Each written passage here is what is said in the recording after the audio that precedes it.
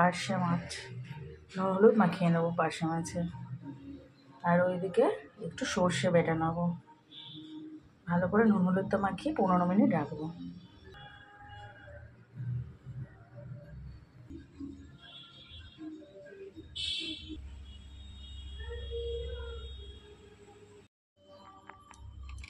সর্ষেটাকে ভালো করে ছেঁকে নেব, ছেঁকে নিয়ে সর্ষেগুলো ফেলে দেবো। সর্ষে বাটার যে এটা জলটা সেটা নেব, সর্ষের এই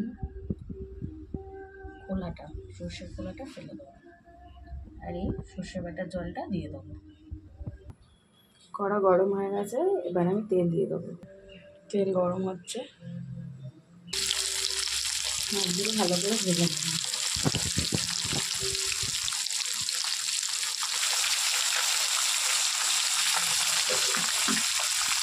মাছগুলো সুন্দর করে কড়া কড়া করে, খুব কড়া নয়, মিডিয়ামভাবে ভেজে নিয়েছি। এবার কড়ার মধ্যে দিয়ে দেবো কালো জিরে, দিয়ে দেবো হলুদ গুঁড়ো, লঙ্কা দিয়ে এবার নুন দিয়ে ভালো করে নাড়াচাড়া করবো। দিয়ে দেবো পরিমাণ মতন জল, যতটুকু জল আমার দরকার। গ্যাসের ফ্লেমটাকে জোরে করেই খানিকক্ষণ ফুটিয়ে নেব। ঝোলটা ভালো করে ফুটে এসছে, এবার আমি এর মধ্যে মাছগুলো দিয়ে দেবো।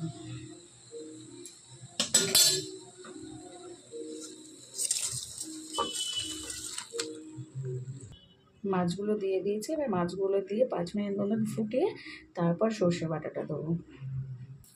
ঝোলটা আমার একদম ফুটে রেডি হয়ে গেছে, এবার আমি সর্ষে বাটাটা দিয়ে দেবো। খুব ভালোভাবে মাছটা ফুটছে, এবার আমি উপর থেকে ধনেপাতা ছড়িয়ে দেবো।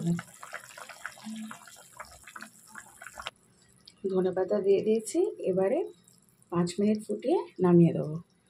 আমার পার্শে মাছের কালো জিরে দিয়ে ঝোল রেডি।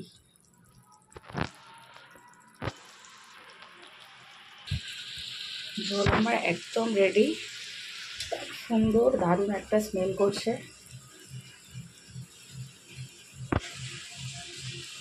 ধনেপাতা স্বাদটা আর কালো জিরের স্বাদ তো আলাদা। এইভাবে একবার বানিয়ে দেখবেন, খুব কম সময়, বেশি কিছু লাগে না, খুব দারুণ খেতে হয় গরম ভাতে।